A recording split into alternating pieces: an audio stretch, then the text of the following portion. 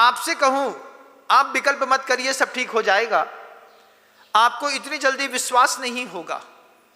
लेकिन आगम ग्रंथों में ऐसे ऐसे चीजों का बीच में आचार्यों ने समावेश किया है कि प्राथमिक अवस्था में ही उसका उपचार करने पर लोगों के जीवन में परिवर्तन आश्चर्यजनक रूप से आते हैं। मैना सुंदरी ने जब श्रीपाल से कहा कि मैं कहीं जाने वाली नहीं हूं, श्रीपाल को इस बात का विश्वास हुआ कि यह अपने आप में दृढ़ प्रतिज्ञ है। उनके ज्ञान की शक्ति, उसके कुल की शक्ति, उसकी जाति की शक्ति, उसके शरीर की शक्ति, उसके बल की शक्ति श्रीपाल देख रहे थे।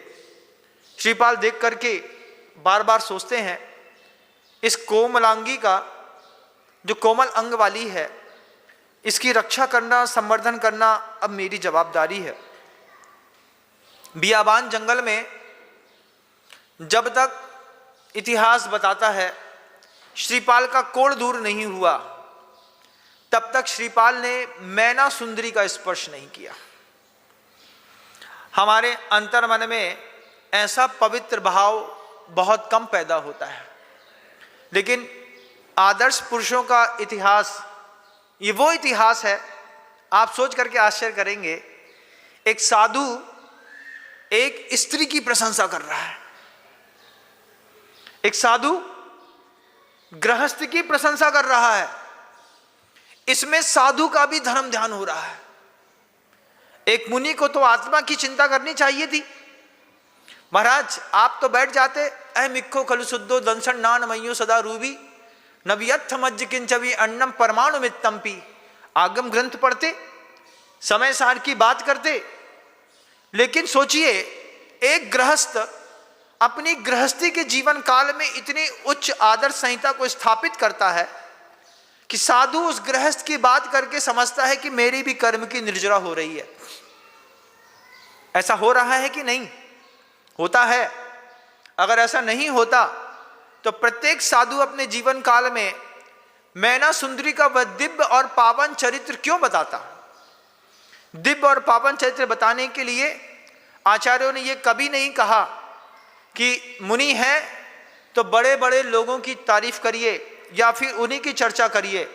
सिर्फ आत्मा की चर्चा से हट करके जब आचार्य समंतबद्ध गुरुदेव ने उस सुअर की प्रशंसा करी, रात्रि भोजन के त्याग में सियार की प्रशंसा करी, मांस त्याग में एक भील की प्रशंसा करी, अब उस भील की चर्चा करने पर एक साधु की कर्म निर्जरा होती है। सोचो, पंच परमेष्ठी अलग वस्तु, पंच परमेष्ठी से अलग हट करके उस खदिरसार भील की चर्चा करो, उस भील की बात करो, हमारे और तुम्हारे पुण्य बढ़ेगा। उस सुअर की चर्चा करो, पंच परमेष्ठी से हट करके सुअर की चर्चा करो, मुनि का पुण्य बढ़ेगा। उधर उस सियार की चर्चा करो, संवाद करो, साधु का भी शुभोपयोग बनेगा, आपका भी शुभोपयोग बनेगा। क्या गजब का आगम है ना जैनियों का, है कि नहीं है? उस आदर्श तक पहुंचना मुश्किल होता है। उस आदर्श तक पहुंचने के लिए अपना मन बल बढ़ाना पड़ता है। जब मैं घर से निकला, कोई भी साधु बनने से पहले जब घर से बाहर निकलता है, क्या होता है उसके पास, आप बताइएगा? कुछ नहीं होता। अंदर एक छोटा सा भक्ति का बीज रहता है, उसको भी गुरु समय पर बोते हैं, वे ही उसको बड़ा करते हैं, वे ही पल्लवित और पोषित करते हैं। सुबह बैठा था तो कुछ लोग आकर के हमसे कहते हैं, महाराज कल भीषण गर्मी थी, सुबह सुबह बिल्कुल पसीना बह रहा था, तरबतर हो रहे थे। हमने कहा, हाँ तुम कह तो ठीक रहे हो, अगर हमारे गुरु ने हमारा मनोबल नहीं बढ़ाया होता तो सुबह 7:15 बजे हम भी किसी एलजी के एसी के नीचे 18 टेम्परेचर पे सो रहे होते कि नहीं? बोलो, किस बात की किसी को कमी है क्या? किसी बात की कमी नहीं है। अगर गुरु ने मनोबल नहीं बढ़ाया होता तो ये पैर कहाँ से चल करके कुंडलपुर के बड़े बाबा से घाटोल तक आकर के खड़े हो गए। इसके पीछे बढ़ा हुआ मनोबल काम करता है। ये ऊंचा मनोबल वाला साधु आपके सामने बैठ जाए, ऊंचे वचन बल वाला साधु बैठ जाए, आपके वचन बल में और हमारे वचन बल में जमीन आसमान का अंतर है।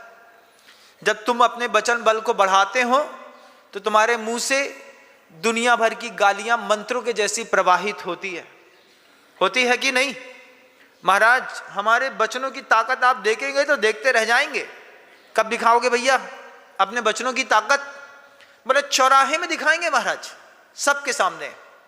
और मैं अपने वचन बल की ताकत दिखाता हूं शांति धारा के समय पर, जब सारे गुरुओं को स्मरण करके 24 तीर्थंकरों को अपने हृदय में समाहित करके उनसे आज्ञा लेकर के बोलता हूं। क्या मैं बोलूं शांति धारा? जब उनकी भी आज्ञा मिल जाती है, तब किसी साधु के वचन बल की ताकत देखनी हो तो शांति धारा के समय पर देखिएगा। वो उस समय अपने वचन बल की ताकत दिखाता है, और उसके वचन बल की ताकत वैसे भी जब वह कुछ कह देते हैं, क्योंकि 64 रिद्धियों के अगर आपने कभी मंत्र के जाप पढ़े हो, मन बलीनम, बच बलीनम, काय बलीनम, खीर सवीणम, सप्पी सवीणम, महुर सवीणम, अमी सवीणम, ऐसे कितने अमृत सावी रिद्धिधारी मुनिराज होते हैं। हम रिद्धिधारी तो नहीं है, लेकिन रिद्धिधारियों की उपासना तो कर सकते हैं। ये मन बल को बढ़ाया हुआ साधु, वचन बल को बढ़ाया हुआ गृहस्थ, काया के बल को भी बढ़ाना, यह भी अपने आप में एक टास्क रहता है। आपकी काया का बल कितना पूछा जाए तो? पहले कुंडलपुर में एक कौन बनेगा बाहुबली मैंने प्रतियोगिता रखी। कौन बनेगा बाहुबली प्रतियोगिता में क्या था महाराज? कुछ ज्यादा नहीं था, एक चांदी का कलश देता था किसी भी जवान पुरुष को और कहता था कि भगवान के ऊपर शांति धारा करनी है तुमको। ये कलश कांपे नहीं, इस कलश को पकड़ते वक्त कान के बगल से पसीना बहे नहीं, माथे में पसीना आए नहीं, और आप एक शांति धारा अपने बाहुबल से कर लें तो फिर आपको पुरस्कार मिलेगा। बोलिए, अगर आपके यहां पर ऐसी कोई शांति धारा का एक कंपटीशन कर दिया जाए कि भैया हम शांति धारा पढ़ेंगे, तुमको सिर्फ कलश डालना है, भगवान के ऊपर पकड़े बस रहना है और कुछ नहीं करना है। लेकिन धीरे बात थोड़े से ऐसा ऐसा होने लगता है, होता है कि नहीं? फिर लगता है ये बक्खा टूट करके गिर जाएगा। कोई नीचे एड़ी पे हाथ लगा दे, इससे बड़ा तो कोई देवता ही नहीं है हमारे पास। क्या रिद्धि है, क्या है, इसने हमारी एड़ी पर हाथ लगा दिया, टेका लगाना पड़ता है। कितना छोटा काया बल है। 10 मिनट तक एक कलश पकड़ने की ताकत नहीं,